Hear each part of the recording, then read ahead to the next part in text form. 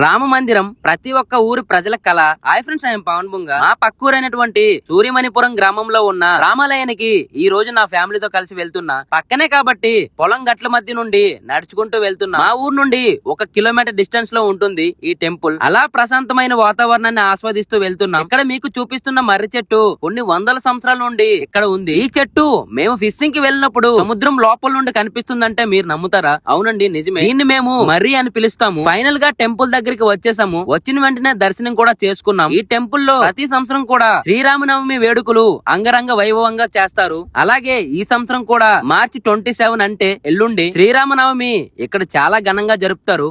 మన చుట్టుపక్కల ఉన్న గ్రామాల నుండి భక్తులు ఇక్కడికి చాలా మంది వస్తారు. ఒకవేళ ఈ టెంపుల్ కోసం తెలియని వారికి షేర్ చేయండి. పొద్దున నుండే పూజలు మొదలుపెట్టి మధ్యాహ్నం అన్నదానం అని, సీతారామ కళ్యాణం, స్వామివారి ఊరేగింపు కార్యక్రమం, ఇలా ప్రతి ఒక్క కార్యక్రమం కూడా చాలా బాగా జరుపుతారు. కొత్తగా పెళ్లైన వారు ఇక్కడికి వచ్చి దర్శించుకుంటే మంచి జరుగుతుందని భక్తుల నమ్మకం. ఈ వీడియోని వీలైనంత మందికి షేర్ చేయండి. మన చుట్టుపక్కల ఇంత ప్రసిద్ధి కలిగిన రామ మందిరం ఉంది అంటే మనకి అదృష్టం అనేది చెప్పొచ్చు. మా పూజంతా అయ్యాక ఇక్కడే వచ్చి ప్రశాంతంగా కూర్చొని ప్రసాదం తింటూ ఇంటికి బయలుదేరాము. వచ్చే మధ్యదారిలో మా మధు చేసే అల్లరి ఎంత అంతా కాదని గుర్రం ఎక్కించుకునేంత వరకు అస్సలు ఊరుకోలేదు. ఈ వీడియో నచ్చితే లైక్ చేసి ఫాలో చేయడం మర్చిపోకండి. మళ్ళీ కలుద్దాం ఇంకా మంచి వీడియోతో.